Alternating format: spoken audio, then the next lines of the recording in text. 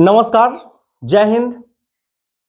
आज मैं 10th class का भौतिक का एक चैप्टर है प्रकाश का अपवर्तन, जो एग्जामिनेशन में काफी ज्यादा नंबर्स का और मार्क्स का, जो आपके नंबर्स और मार्क्स को काफी ज्यादा इंक्रीज करेगा। तो ये चैप्टर पढ़ना बहुत ही आवश्यक है। यह आज के इस पूरे वीडियो में मैं आपको आज की इस वीडियो में मैं इस चैप्टर का पूरे टॉपिक को कवर करने की कोशिश करेंगे। तो आप पूरे वीडियो तक बने रहे और चैनल को सब्सक्राइब कर ले, बेल आइकन को हिट कर ले और अपने मित्र के साथ शेयर कर दे, क्योंकि यह वीडियो आपके लिए बहुत ही संक्षिप्त में एक बेहतर ज्ञान लेकर आएगा, जिससे आपके नंबर काफी ज्यादा इंक्रीज हो जाएंगे। और इस चैप्टर से जितने भी प्रश्न आने वाले हैं वह एक भी आपसे छूटने वाला नहीं है। तो आइए हम शुरू करते हैं। प्रकाश का अपवर्तन। प्रकाश का अपवर्तन जानने से पहले हम समझेंगे माध्यम क्या होता है। माध्यम, या इसे हम कहते हैं मीडियम। तो मीडियम हम कहते हैं कि वैसा पदार्थ जहां प्रकाश गमन कर सकता है, जहां पर प्रकाश गमन कर सकता है, जहां प्रकाश गमन कर सकता है, यानी जहां प्रकाश चल सकता है, यानी जहां प्रकाश ट्रेवल कर सकता है, उसे माध्यम कहते हैं। माध्यम दो प्रकार के हो सकते हैं, एक होते हैं विरल माध्यम और दूसरा होता है सघन माध्यम। विरल माध्यम में उससे कहते हैं जिसमें प्रकाश का गमन, ट्रैवलिंग करने का स्पीड अधिक हो, ठीक है, जिसमें प्रकाश की चाल अधिक होता है, ठीक है, उसे हम विरल माध्यम कहते हैं। और जिस मीडियम में प्रकाश चाल कम होता है उसे हम सघन माध्यम कहते हैं। माध्यम वैसा पदार्थ है जहां प्रकाश गमन कर सकता है, ट्रेवल कर सकता है, उसे हम लोग माध्यम कहते हैं। जैसे हवा एक माध्यम है, हवा में प्रकाश गमन कर सकता है, पानी में प्रकाश गमन कर सकता है, मिट्टी तेले प्रकाश गमन कर सकता है, अल्कोहल में प्रकाश गमन कर सकता है,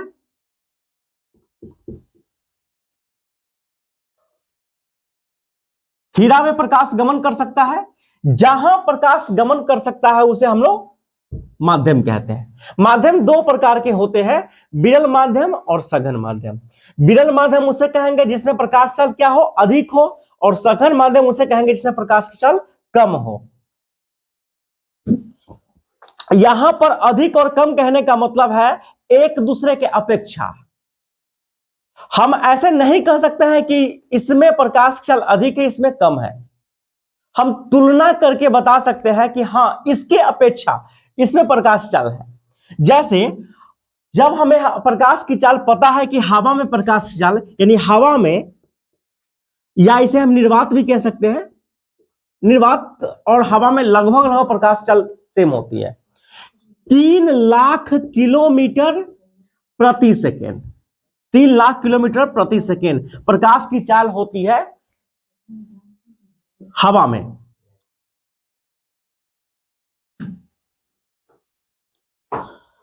या इसे हम कह सकते हैं 3 गुने 10⁸ मीटर पर सेकेंड प्रकाश की चाल होती है हवा में।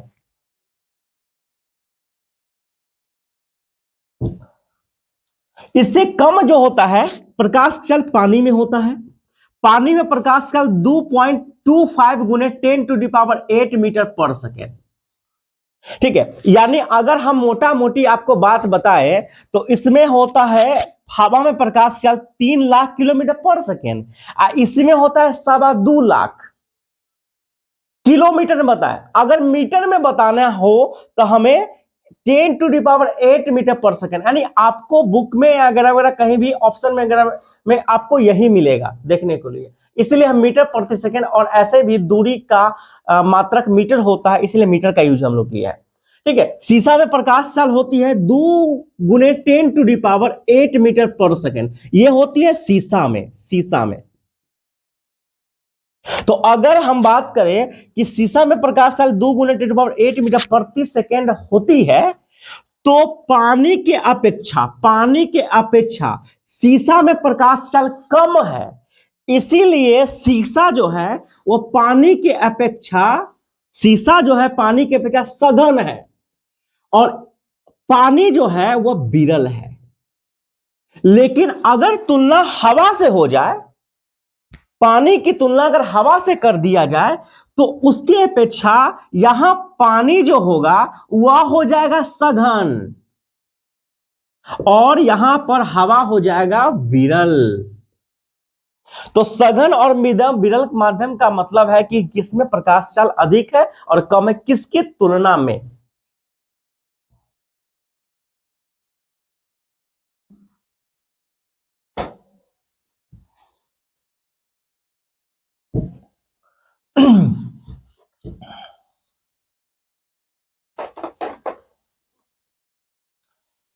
तो शीशा में प्रकाश की चाल आप लोगों को पता होनी चाहिए, 2 × 10⁸ मीटर प्रति सेकेंड के करीब होता है। ठीक है। हीरा में प्रकाश चाल लगभग 1.25 × 10⁸ मीटर प्रति सेकेंड के करीब आता है। ठीक है, यानी हम मोटा मोटी बात करें ना तो 1.25 लाख किलोमीटर प्रति सेकेंड हीरा में प्रकाश चाल। तो इस सब में अगर हम देखें तो पानी में, शीशा में, हीरा में, निर्वात में, तो सबसे कम हीरा में प्रकाश की चाल सबसे कम है, इसीलिए यह सबसे ज्यादा सघन है। सबसे ज्यादा विरल जो होता है हवा या निर्वात होता है, जिसमें प्रकाश चाल सबसे अधिक होता है। ठीक है, तो इतना समझने में किसी को दिक्कत है? नहीं है।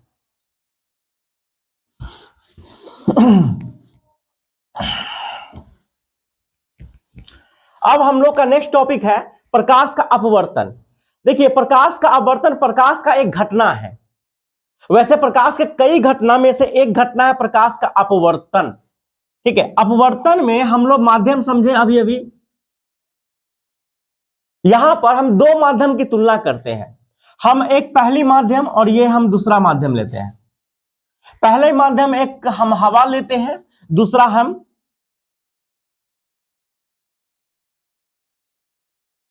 पानी ले लेते हैं या ग्लास ले लेते हैं, ग्लास, या हम कह सकते हैं शीशा। तो हवा यहां पर विरल माध्यम है, शीशा एक प्रकार का सघन माध्यम है। तो जब कभी भी सघन माध्यम में कोई विरल माध्यम से प्रकाश किरण आती है, तो जो प्रकाश आती है उसे हम आपतित किरण कहते हैं।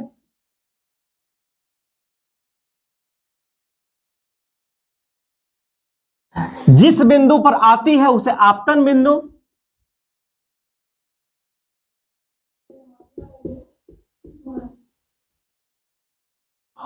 इस बिंदु पर डाले गए लंब को अभिलंब,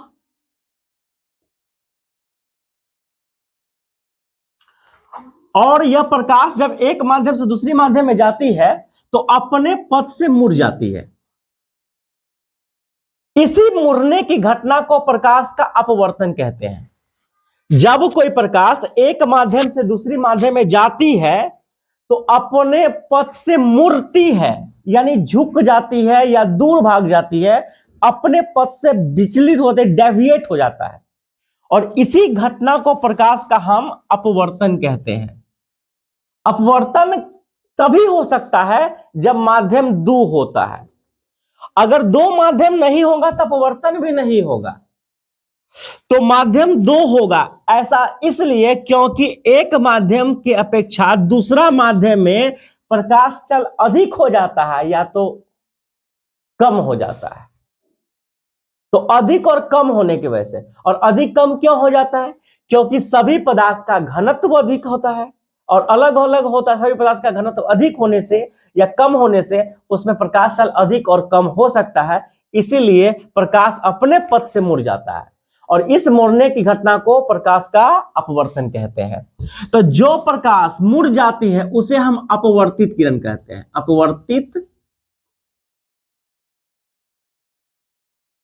अपवर्तित किरण कहते हैं। और यह आपतित किरण और अभिलंब के बीच जो कोण बनता है उसे आपतन कोण आई कहते हैं, और अपवर्तित किरण और अभिलंब के बीच जो कोण बनता है उसे अपवर्तन कोण आर कहते हैं। तो यह प्रकाश का जो अपवर्तन है वह कुछ शर्त के साथ होता है, इसमें कुछ कंडीशन होते हैं। कंडीशन क्या होते हैं कि जब प्रकाश किरण एक माध्यम से दूसरे माध्यम में जाती है, वो माध्यम कोई भी हो सकता है, सघन से विरल हो सकता है, विरल से सघन हो सकता है।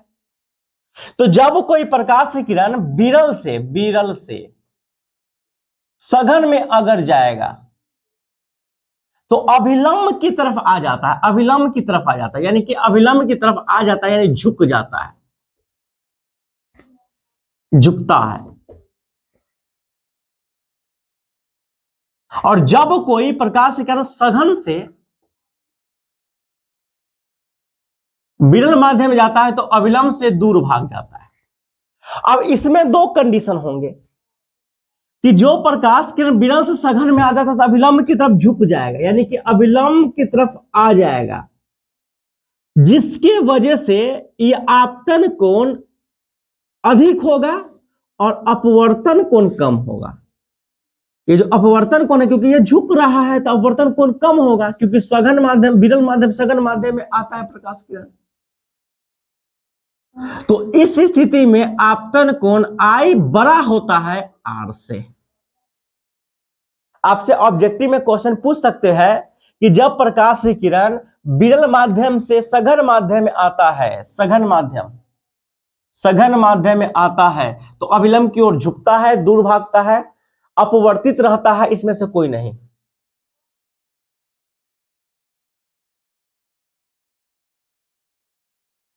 तो आप अपने हिसाब से टिक लगा सकते हैं। क्या हो जाता है, तो प्रकाश की किरण झुक जाता है या झुकता है, और इस स्थिति में आपतन कोण का आई का मान ज्यादा होगा। क्यों? क्योंकि इधर झुक गया है, तो इसीलिए आपतन कोण का मान ज्यादा होगा। इसके जस्ट उल्टा में जब सघन माध्यम से विरल माध्यम में जाता है तो प्रकाश की किरण क्या होती है, दूर हो जाती है। और इस स्थिति में होना क्या चाहिए, आर बड़ा होना चाहिए, यानी आई छोटा हो जाएगा आर से। आपतन कोण का आपसे पूछ देगा कि एग्जामिनेशन में कि जब प्रकाश किरण एक माध्यम से, यानी कि कुछ भी कह सकता है, हवा से शीशा में जा रहा है, तो यहां पर आपको पता होना चाहिए कि हवा यहां पर विरल माध्यम है, शीशा सघन माध्यम है।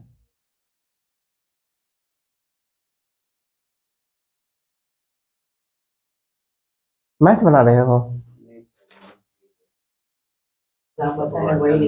लिख रहे हैं, चलिए ठीक है, बहुत बढ़िया, ठीक है। तो हवा से अगर शीशा में जाता है तो हवा विरल माध्यम है, शीशा सघन माध्यम है।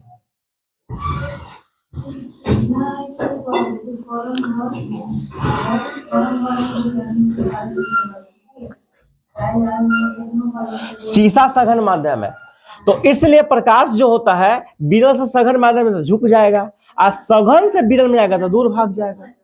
ठीक है। और एक कंडीशन और है कि जो प्रकाश एकदम लंबवत दिशा में आती है, जो लंबवत दिशा में आती है, ऑब्जेक्टिव में यह भी क्वेश्चन आ सकता है कि जो प्रकाश लंबवत दिशा में आएगी, जैसे यह सतह है, ये माध्यम 1 है, माध्यम 2 है, इस माध्यम में प्रकाश लंबवत अगर आती है वो बिना मुड़े विचलन नहीं होता है।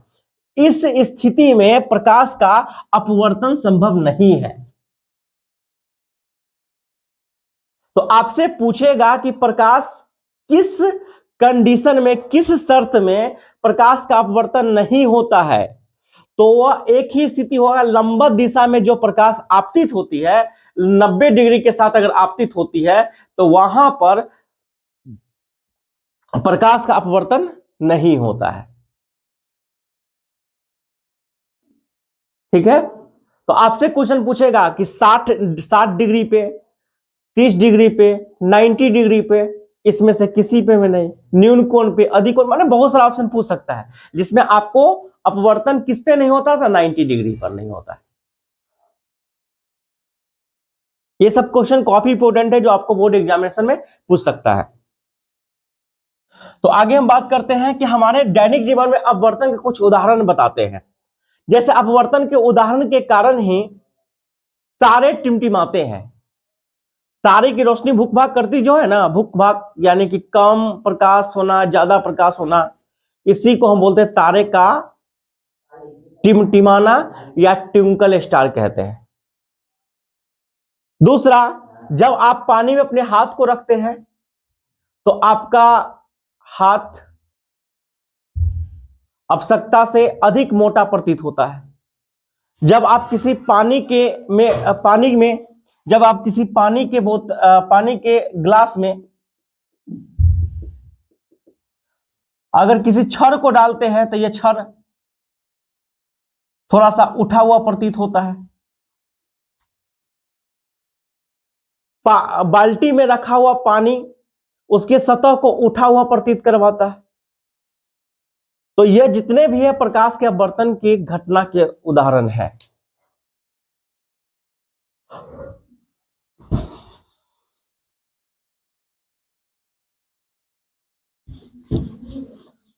अब हम सबसे इंपॉर्टेंट टॉपिक की बात करते हैं, प्रकाश के अपवर्तन के नियम।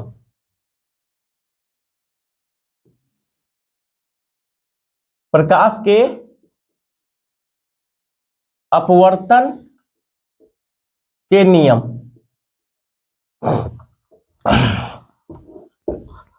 ये आपतित किरण है, ये आपतन बिंदु, अभिलंब, अपवर्तित किरण। यह आपतन कोण I है, अपवर्तन कोण R है।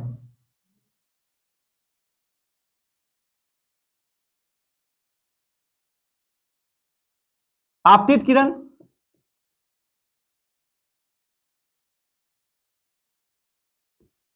आपतन बिंदु,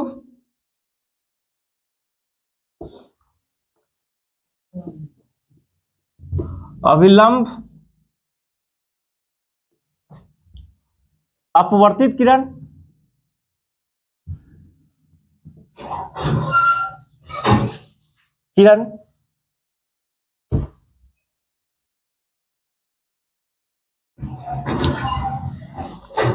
तो अपवर्तन के दो नियम हैं और ये काफी इंपोर्टेंट टॉपिक है बोर्ड एग्जामिनेशन के लिए।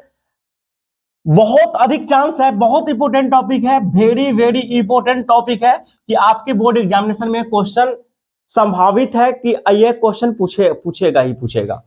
तो आप इस क्वेश्चन को याद कर लीजिए, समझ लीजिए, पढ़ लीजिए। बड़ी शॉर्ट में आपको संक्षिप्त में हम पूरे टॉपिक की चर्चा कर रहे हैं और हो सके तो आपको ये सारे टॉपिक याद ही हो जाएगा। इसलिए आप लोग क्लास से जुड़े रहिए और जो हम बता रहे हैं उसको बड़ी ध्यान से सुनिए।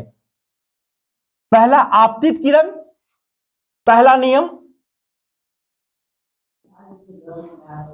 आपतित किरण आपतन बिंदु, अभिलंब और अपवर्तित किरण सभी एक ही तल में होते हैं। पहला नियम है आपतित किरण, आपतन बिंदु, अभिलंब और अपवर्तित किरण सभी एक ही तल में होते हैं। क्या है नियम? पहला नियम, आपतित किरण, आपतन बिंदु, अभिलंब और अपवर्तित किरण सभी एक ही तल में होते हैं। पहला नियम है।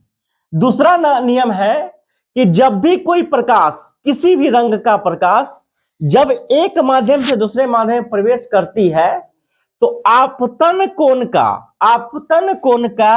ज्या कहते हैं साइन थीटा को, ठीक है। आपतन कोण आई का साइन आई, अब आई साइन आर, आपतन कोण का साइन और अपवर्तन कोण का साइन का अनुपात हमेशा अचर होता है। अचर मतलब कांस्टेंट। किसी भी प्रकाश के लिए आपतन कोण का साइन और अपवर्तन कोण का साइन का अनुपात एक अचर होता है। मतलब कि ये कांस्टेंट, मतलब बदलेगा नहीं है। अगर एक बार जो आ गया वैल्यू वह हमेशा के लिए कांस्टेंट हो जाएगा।